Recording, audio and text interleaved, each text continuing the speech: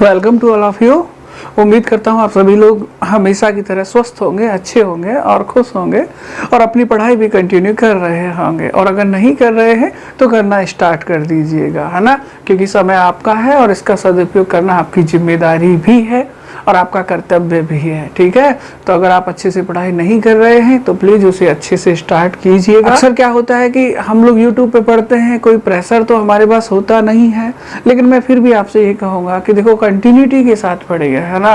और जैसे किसी ने आज से ही मान लो पढ़ना स्टार्ट किया है तो आज का लेक्चर ही ना देखो सीधा, फिर आप पुराने लेक्चर्स भी देखो और कंटिन्यूटी के साथ देखो। अगर आप कंटिन्यूटी के साथ सारे लेक्चर्स देखते हैं तो 101% आपको अंडरस्टैंड भी होगा और अच्छा भी लगेगा। लेकिन अगर आप लोग आज का लेक्चर्स ही देख लिया फिर बाकी का लेक्चर्स नहीं देखा तो फिर आपको बहुत ज़्यादा प्रॉफिट होने वाला नहीं है।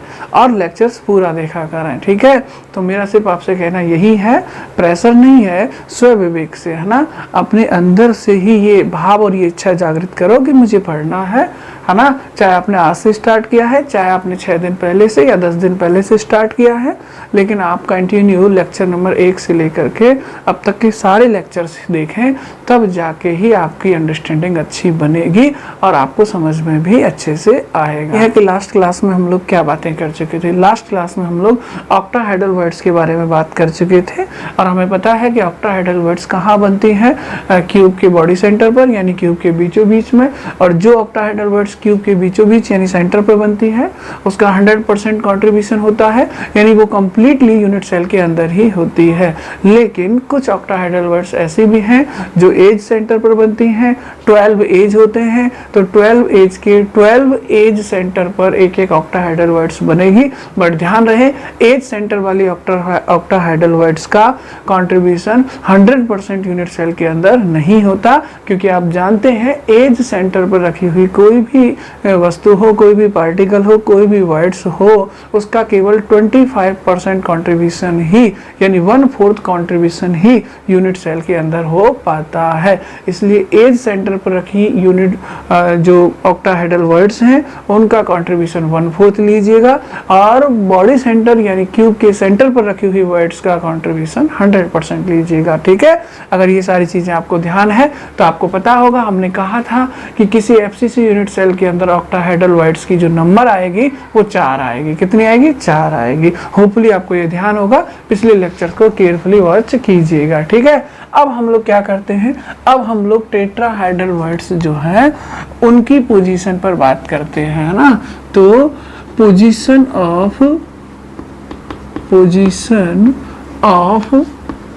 Tetrahedral void in FCC unit cell. ठीक है, एफसीसी यूनिट सेल में टेट्राहेड्रल वर्ड कहाँ लोकेट होती है, क्या उसकी पोजीशन होती है, कितनी उसकी नंबर होगी, ये सारी चीजें हम लोग डिस्कस करने वाले हैं। इसको डिस्कस करने से पहले हम क्या करते हैं, हम पहले टेट्राहेड्रल वर्ड्स को एक बार रिपीट करते हैं। टेट्राहेड्रल वर्ड्स कितने पार्टिकल से घिरी हुई होती थी? 4 से। कितने से? 4 से। कैसे भैया? 3 पार्टिकल तो एक लेयर में होते थे, जैसे मान लो एक ये रहा और एक ये रहा, 2 पार्टिकल, ठीक है, और एक पार्टिकल ये रहा। कितने पार्टिकल हो गए ये? 3 पार्टिकल। तो एक लेयर में तो 3 पार्टिकल होते हैं, ठीक है। इन 3 से घिरा हुआ जो स्पेस है वो ट्रायंगुलर वर्ड्स होता है, लेकिन जैसे ही सेकंड लेयर का पार्टिकल इसके ऊपर आ जाता है, ठीक है, तो यही स्पेस 4 से घिर जाता है और अब ये टेट्राहेड्रल वर्ड्स बन जाता है। तो ये देखो सेकंड लेयर का पार्टिकल रख दिया। क्लियर है सबके दिमाग में? तो ये क्या है भाई? ये टेट्राहेड्रल वर्ड्स है। क्लियर?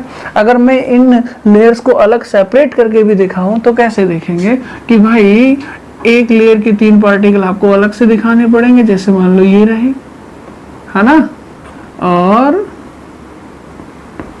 इनके ऊपर आपको सेकेंड लेयर का एक पार्टिकल रखना पड़ेगा। क्लियर है सबके दिमाग में? तो जब इस तरह से आप अरेंज कराएंगे तो 1 2 3 और एक 4, इन 4 से घिरा हुआ स्पेस यही होगा और यही आपकी टेट्राहेड्रल वर्ड्स होगी। क्लियर है? ये बातें हम लास्ट लेक्चर्स में भी कर चुके हैं। अब अगर इनका फ्रंट व्यू देखना हो तो एक पार्टिकल आपके सामने होगा और 2 उसके कहाँ होंगे? पीछे।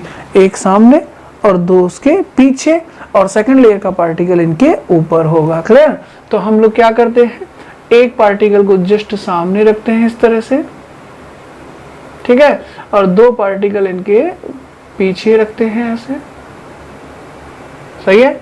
और इन तीनों पार्टिकल से घिरा हुआ जो स्पेस बनेगा वो ट्रायंगुलर वर्ड्स होगा, और इस ट्रायंगुलर वर्ड्स के ऊपर हम क्या करेंगे, सेकंड लेयर का एक पार्टिकल रख देते हैं। क्लियर है?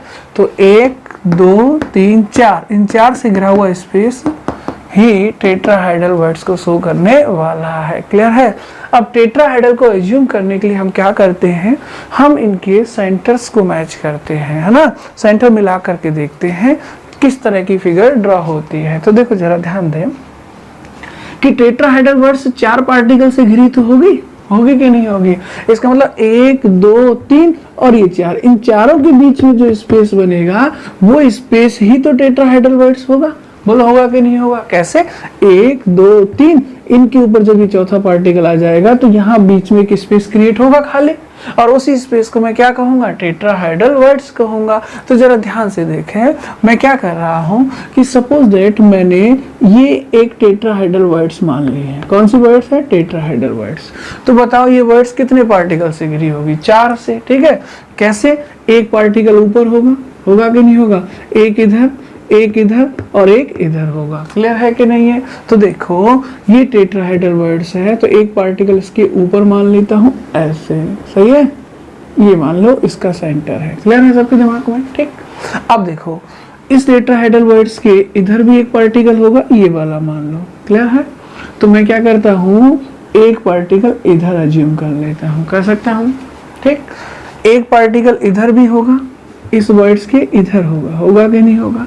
तो मैं एक पार्टिकल का सेंटर यहाँ रख देता हूँ, ठीक है, और एक पार्टिकल सामने भी होगा इस तरह से, होगा कि नहीं होगा। तो मैं क्या करता हूँ, एक पार्टिकल का सेंटर यहाँ रख देता हूँ। क्लियर है? ठीक। अब आप खुद ही देखो ये किस तरह की आकृति बन गई है, ये एक टेट्राहाइड्रल आकृति बन गई है। कैसे? देखो मैंने कुछ नहीं किया, मैंने क्या किया, 1 2 3 4, इन चारों पार्टिकल से घिरे हुए स्पेस को डायग्राम से बताने की कोशिश की है। बस मुझे कुछ नहीं करना कि मान लो ये पॉइंट टेट्राहाइड्रल वर्ड्स को शो करता है, तो एक पार्टिकल तो इसके ऊपर होगा कि नहीं होगा, एक इस तरफ दाएं, एक इस तरफ मान लो, और एक कहाँ मान लो, सामने मान लो। क्लियर है कि नहीं है? अब ये जो फिगर बन रही है, ये वाली, ये फिगर एक्चुअली में कौन सी फिगर होती है, टेट्राहाइड्रल होती है कि नहीं होती। तो ये जो टेट्राहाइड्रल है ये ऐसे ही तो बना है, इन पार्टिकल से ही तो मिलकर के बना है। तो मैं बस आपको इतना बताना चाह रहा हूँ कि जो टेट्राहाइड्रल वर्ड्स है ना, वो बनती कैसे है। क्लियर है सबके दिमाग में?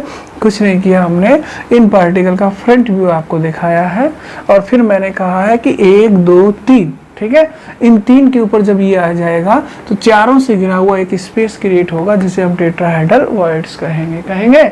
अब इस टेट्राहाइड्रल वर्ड्स के ऊपर एक पार्टिकल होगा, इधर होगा, सामने होगा और इधर भी होगा। कुल मिलाकर कितने पार्टिकल होंगे, 4। उन चारों पार्टिकल के सेंटर को मैंने यहाँ दिखाया है और टेट्राहाइड्रल वर्ड से मैच कर दिया है। कि नहीं कर दिया? तो ये एक टेट्राहाइड्रल बन गया है। डायरेक्टली दिखाऊं तो ये टेट्राहाइड्रल वर्ड्स हो गई, ये वो 4 पार्टिकल के सेंटर हो गए जिनसे घिरा हुआ ये स्पेस है, और इन सबको मिलाकर के हम एक टेट्राहाइड्रल ड्रॉ कर सकते हैं, है ना। होपफुली आपको ये टेट्राहाइड्रल दिखाई दे रहा होगा, सही है कि नहीं? इस तरह से देखो, सही है।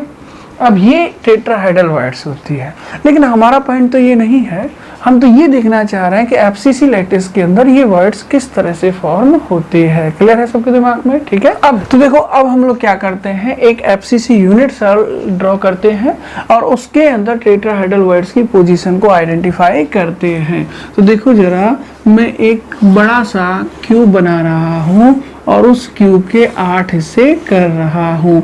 होपफुली आपको ये करना आता होगा। आप किसी बड़े क्यूब को 8 स्मॉल क्यूब में डिवाइड कर सकते हैं, है ना। तो मैंने इसे 8 स्मॉल क्यूब में डिवाइड कर दिया। ठीक, अब बताओ ये कितनी स्मॉल क्यूब है इसके अंदर? 8। 8 कैसे हैं? देखो एक स्मॉल क्यूब ये रहा, दूसरा ये रहा, तीसरा, चौथा, पांचवा, छठवां, सातवां और आठवां। ठीक है, इनमें से एक स्मॉल क्यूब को मैं हाईलाइट करके भी आपको दिखा सकता हूं, मगर उससे पहले मैं इसको पूरा एक यूनिट सेल मानते हुए एफसीसी यूनिट सेल बना देता हूं। अगर ये एफसीसी है तो पार्टिकल कहाँ होंगे? कॉर्नर पर होंगे कि नहीं होंगे? कितने कॉर्नर हैं? 8। तो 8 कॉर्नर पर 8 पार्टिकल रख देंगे। ठीक, उसके अलावा पार्टिकल कहाँ होंगे? फेस के सेंटर पर। सही है, ये देखो, ये सामने वाला फेस और पीछे वाला फेस। ठीक है, अब इसमें आपको 8 स्मॉल क्यूब दिखाई दे रहे हैं, उनमें से एक स्मॉल क्यूब को मैं थोड़ा हाईलाइट कर देता हूं ताकि वो आपको अच्छे से विजुलाइज हो सके। ओके, तो ये देखो आप लोग, ये लो, है ना, हम लोगों ने एक स्मॉल क्यूब को हाईलाइट कर दिया है।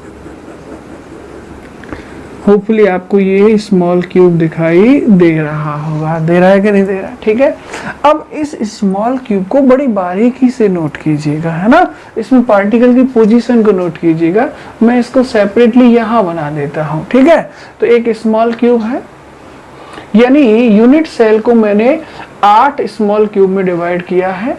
उसके बाद मैं एक स्मॉल क्यूब की पोजीशन देख रहा हूँ।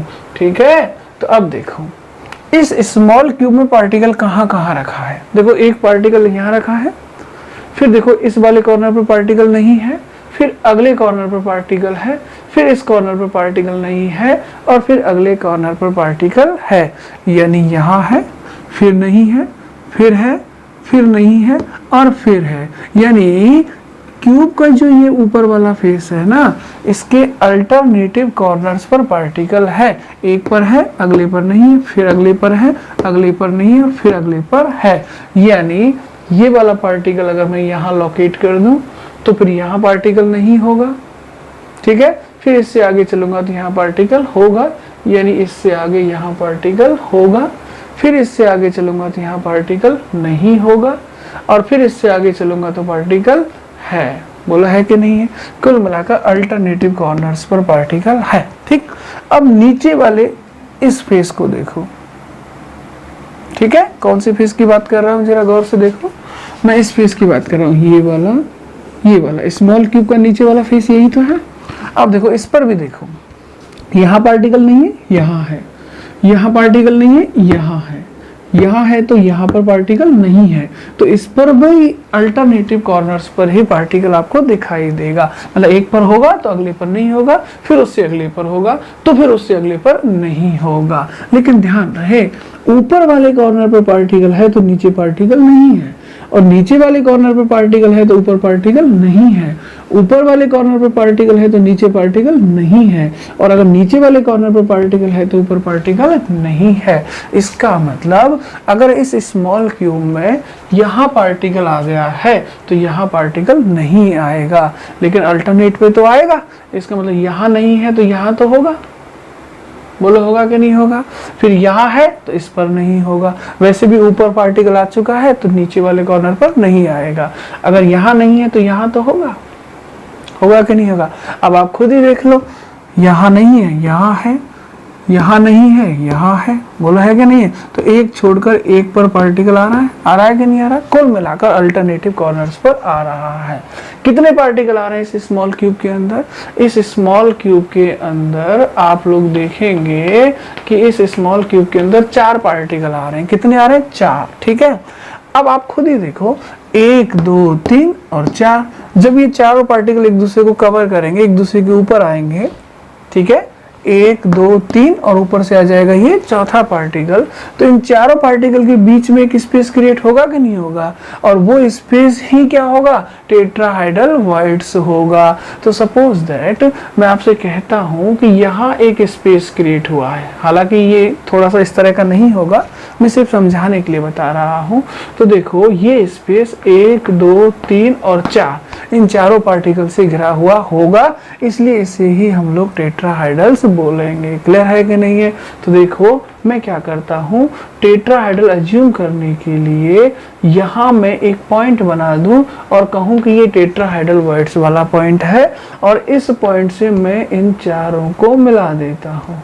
तो देखो ऐसे एक मिला दिया, फिर मैं दूसरे सेंटर को मिला देता हूँ, फिर मैं तीसरे सेंटर को मिला देता हूँ, और फिर मैं चौथे सेंटर को मिला देता हूँ। सही है? तो देखो मैंने इस पॉइंट से चारों को मिला दिया है, और जब मैं चारों को मिला देता हूँ तो कुछ इस तरह की सिचुएशन होगी। देखो एक ऊपर एक पॉइंट, इस पार्टिकल का सेंटर, फिर यहाँ से यहाँ यहाँ यहाँ कितने हैं? 3, 1 2 और 3। अगेन देखो ये किस तरह की आकृति बन गई है, बताओ जरा। ये फिर से एक टेट्राहाइडल बन गया है। बन गया कि नहीं बन गया? इसका मतलब 1 2 3 और 4 इन चारों पार्टिकल के बीच का जो स्पेस होगा ना, वो एक टेट्राहाइडल वर्ड्स को शो करेगा। किसको शो करेगा? टेट्राहाइडल वर्ड्स को शो करेगा। क्लियर है? कुछ नहीं किया भाई, मैंने इन चारों पार्टिकल के सेंटर लिए हैं और उनको मैंने इस पॉइंट से मैच कर दिया है। मैंने माना है कि ये पॉइंट मान लो टेट्राहाइडल वर्ड्स को शो कर रहा है। क्यों माना है? क्योंकि टेट्राहाइडल वर्ड्स 4 पार्टिकल से ही तो बनी होती है। तो 4 पार्टिकल मुझे दिख रहे हैं, 1 2 3, और इनके ऊपर ये चौथा पार्टिकल है कि नहीं है? तो इन चारों के बीच का जो स्पेस होगा वही तो टेट्राहाइडल होगा, इसलिए मैंने इसको टेट्राहाइडल वर्ड्स मान लिया। और टेट्राहाइडल वर्ड्स मानते हुए मैंने इसको हर पार्टिकल के सेंटर से मैच कर दिया, और जैसे ही मैंने इसको हर पार्टिकल के सेंटर से मैच किया है, मुझको इस तरह से टेट्राहाइडल बनता दिखाई दे रहा है। इसलिए मैंने इस पॉइंट को, यानी ये जो स्पेस क्रिएट होगा इस जगह पर, उसको ही मैंने क्या नाम दे दिया है? टेट्राहाइडल वॉइड्स। क्या नाम दिया है? टेट्राहाइडल वॉइड। क्लियर है सबके दिमाग में? ठीक है, ये काम हम लोग यहाँ भी कर सकते थे, बस थोड़ा सा आपको अज्यूम करना पड़ेगा। कैसे? मान लो ये वाला पॉइंट है, ये किसको शो कर रहा होगा? टेट्राहाइडल वॉइड्स को। क्लियर है? अब मैं क्या करूं, इस पॉइंट को 1 2 3 4 इन चारों पार्टिकल से मिला दूं, क्योंकि इस स्मॉल क्यूब के अंदर, ये स्मॉल क्यूब देख पा रहे हैं आप लोग, ये वाला दिख रहा है। ठीक है, इस स्मॉल क्यूब में कितने पार्टिकल है? 4। कौन से? 1 2, फिर नीचे नहीं है, फिर इधर है 3, फिर इधर नहीं है, और फिर यहाँ है 4। ठीक है, इन चारों पार्टिकल के सेंटर को मैं यहाँ मैच कर दूं। तो यहाँ जब मैं इन चारों पार्टिकल के सेंटर को मैच करूंगा तो देखो मैंने इसको मैच किया है, ठीक है, फिर मैंने इसको मैच किया है, सही है, फिर मैंने इसको मैच किया है, और फिर मैंने इसको मैच किया है। तो आप खुद ही देख लो, इस पॉइंट्स को ध्यान में रखते हुए देखो एक टेट्राहाइडल बन रहा है कि नहीं बन रहा? बन रहा है ना। तो इन चारों पार्टिकल के बीच का ही स्पेस क्या होगा? टेट्राहाइडल वॉइड्स होगा। होपफुली आपको टेट्राहाइडल यहाँ दिखाई दे रहा होगा। मैं चाहूँ तो इसे भी थोड़ा डार्क कर देता हूँ। इस वाले पॉइंट को ऐसे मान लो, इसको मैंने इससे मैच कर दिया, फिर इससे, और फिर इससे, और फिर ऊपर वाले पार्टिकल से। सही है? तो ये बीच में जो स्पेस बना है, यही कौन सी वर्ड्स को शो करेगा? टेट्राहाइडल वर्ड्स को। यानी यहाँ एक स्पेस होगा, खाली जगह होगी, और वो खाली जगह किसको शो करेगी? टेट्राहाइडल वर्ड्स को। यहाँ भी एक स्पेस होगा, और वो स्पेस किसको शो करेगा? टेट्राहाइडल वर्ड्स को। क्लियर है सबके दिमाग में? 1 2 3 4, 4 से घिरा हुआ स्पेस टेट्राहाइडल वर्ड्स। 1 2 3 4, 4 से घिरा हुआ स्पेस टेट्राहाइडल वर्ड, और उसको मैं ऐसे भी दिखा सकता हूँ, 1 2 3 4 उनसे घिरा हुआ स्पेस टेट्राहाइडल वर्ड्स होगा। क्लियर? तो यहाँ तक मैं एक बात तो कॉमनली कह सकता हूँ, वो क्या, कि अगर मैं एक यूनिट सेल को 8 स्मॉल क्यूब में डिवाइड कर दूं, तो मुझे एक स्मॉल क्यूब के अंदर, है ना, एक टेट्राहाइडल वर्ड्स दिखाई देगी। सही है? यानी मैं कह सकता हूं कि each small cube have one tetrahedral voids, ठीक है। और ये वॉइड्स जो होगी दैट वॉइड कंप्लीटली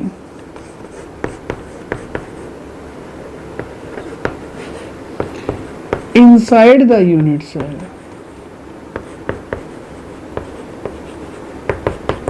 सही है। ये मैं क्या कह रहा हूं कि जो वर्ड्स ये बन रही है ना स्मॉल क्यूब के अंदर, ये कंप्लीटली स्मॉल क्यूब के कहाँ होगी, अंदर होगी। होगी कि नहीं होगी? इसका मतलब इसका कंट्रीब्यूशन कितना होगा, 100% होगा। होगा कि नहीं होगा? देखो ये वाली वर्ड्स इस क्यूब से बाहर थोड़ी ना है, एक्चुअल में ये वर्ड्स इस स्मॉल क्यूब के अंदर है। जब इस स्मॉल क्यूब के अंदर है तो इस यूनिट सेल के भी कहाँ है, अंदर ही है। तो जो टेट्राहेड्रल वर्ड्स स्मॉल क्यूब में बनी है वो कंप्लीटली यूनिट सेल के अंदर ही है। तो एक बात बताओ मुझे, ऐसे कितने क्यूब हैं यहाँ? 8। हर क्यूब में एक टेट्राहेड्रल वर्ड्स बनेगी, तो 8 क्यूब में कितनी टेट्राहेड्रल वर्ड्स बनेंगी? 8। क्लियर है? हर क्यूब के टेट्राहेड्रल वर्ड्स कहाँ है, क्यूब के अंदर, यानी यूनिट सेल के अंदर। इसका मतलब कोई भी टेट्राहेड्रल वर्ड्स यूनिट सेल से बाहर नहीं है, इसलिए इन टेट्राहेड्रल वर्ड्स को मैं यूनिट सेल के अंदर ही काउंट करूंगा। क्लियर है? इसका मतलब 8 स्मॉल क्यूब के अंदर 8 टेट्राहेड्रल वर्ड्स होंगी और 8 की 8 टेट्राहेड्रल वर्ड्स यूनिट सेल के अंदर ही होंगी। इसलिए यूनिट सेल के अंदर कितनी टेट्राहेड्रल वर्ड्स हो जाएंगी? 8 हो जाएंगे। क्लियर है? अब देखो मैं ऐसा कह सकता हूं कि नंबर ऑफ टेट्राहेड्रल वर्ड्स मुझे देखनी है इन यूनिट सेल, यानी यूनिट सेल के अंदर टेट्राहेड्रल वर्ड्स कितनी होंगी। तो मुझे क्या करना है, नंबर ऑफ स्मॉल क्यूब देखना है कि कितने स्मॉल क्यूब हो सकते हैं एक यूनिट सेल में। तो कितने हो सकते हैं बताओ? 8।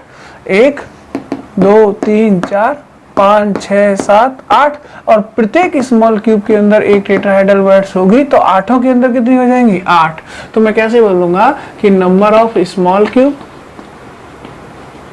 है ना, इनटू इसके अंदर जो टेट्राहेड्रल वर्ड्स बन रही हैं उनका कंट्रीब्यूशन कितना होगा। तो कंट्रीब्यूशन, ठीक है। तो आप मुझे बताएं कि कितने स्मॉल क्यूब बन जाते हैं एक यूनिट सेल के अंदर? 8। सही है, यानी 8 टेट्राहेड्रल वर्ड्स बन जाती हैं। उनका कंट्रीब्यूशन कितना होता है? 100%। 100% का मतलब पूरी की पूरी उसको कहाँ काउंट करोगे? यूनिट सेल के अंदर। करोगे कि नहीं करोगे? 8 × 1 बराबर कितना हो जाएगा? 8। इसका मतलब कितनी टेट्राहेड्रल वर्ड्स बनेंगी यूनिट सेल के अंदर? यूनिट सेल के अंदर 8 टेट्राहेड्रल वर्ड्स बनेंगे। क्लियर है सबके दिमाग में? अब मुझे बताया जाए किसी एफसीसी यूनिट सेल में पार्टिकल कितने होते हैं? 4।